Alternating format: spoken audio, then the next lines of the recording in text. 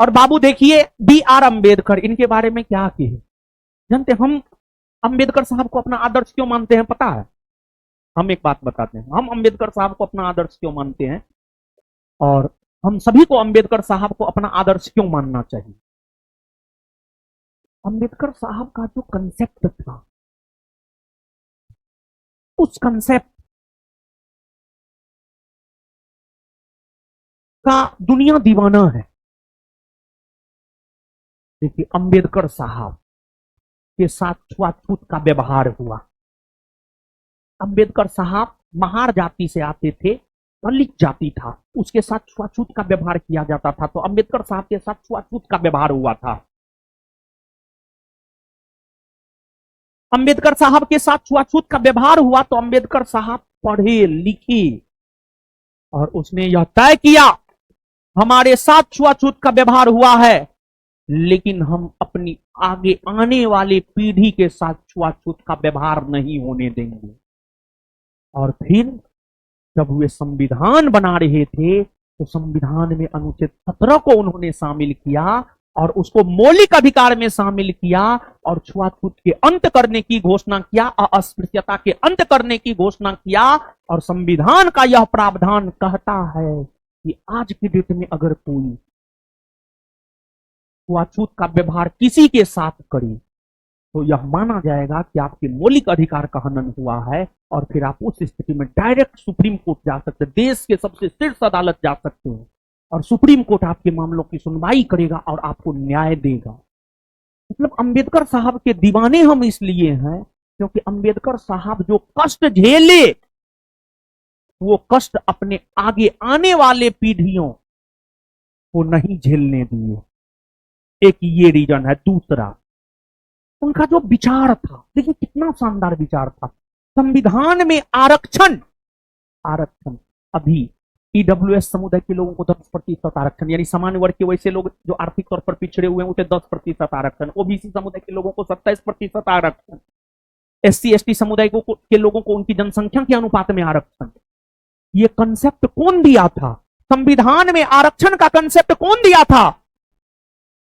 संविधान में आरक्षण का कंसेप्ट डॉक्टर भीमराव अंबेडकर ने दिया था। डॉक्टर भीमराव अंबेडकर ने दिया था। डॉक्टर भीमराव अंबेडकर ने दिया था। महात्मा गांधी और अंबेडकर साहब के बीच जो पूना समझौता हुआ है सितंबर 1932 में, वो पूना समझौता से ही तो आरक्षण का कंसेप्ट आया है। और आरक्षण जरूरी है या नहीं है तो हम आपको यहां पर बताते चले, आरक्षण जरूरी है। क्यों आरक्षण जरूरी है? हम तुमको तर्क दे रहे हैं, तुम सुनो।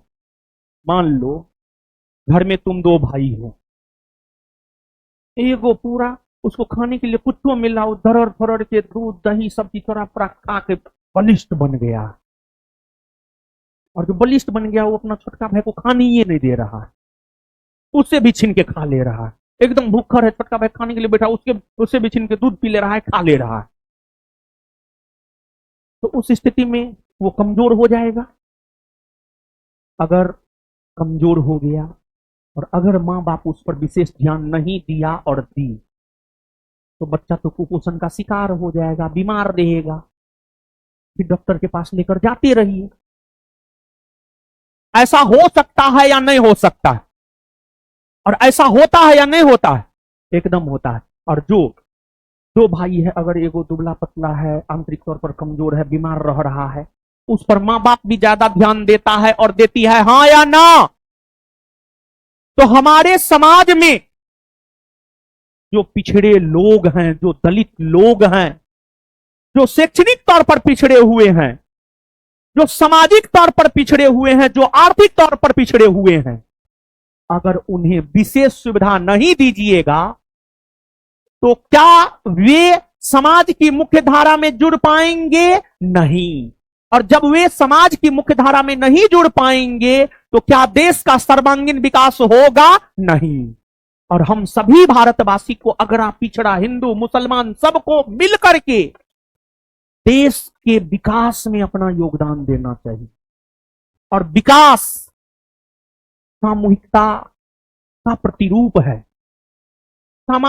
सामाजिक सामूहिकता ही देश को विकास के पथ पर ला सकता है। सामाजिक सामूहिकता ही देश को विकास के पथ पर ला सकता है।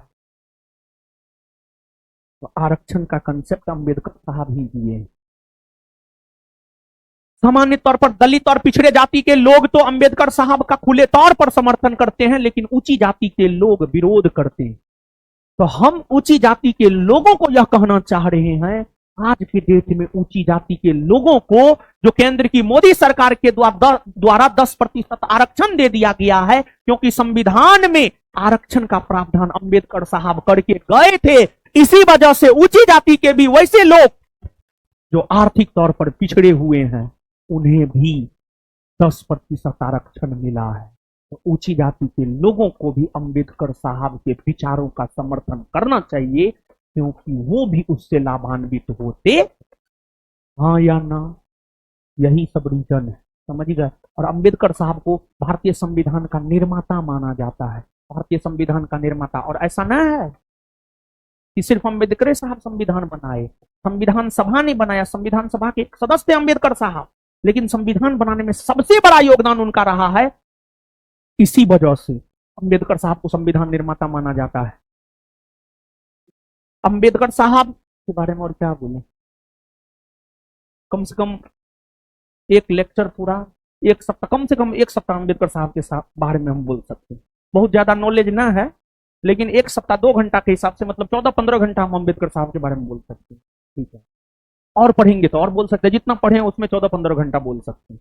ठीक है, उनकी 2 बीबी थी, पता है आपको। वो हिंदू जन्म लिए थे लेकिन मरे नहीं थे हिंदू, वो बौद्ध होकर के मरे थे, समझो, हिंदू धर्म को छोड़ दिए थे।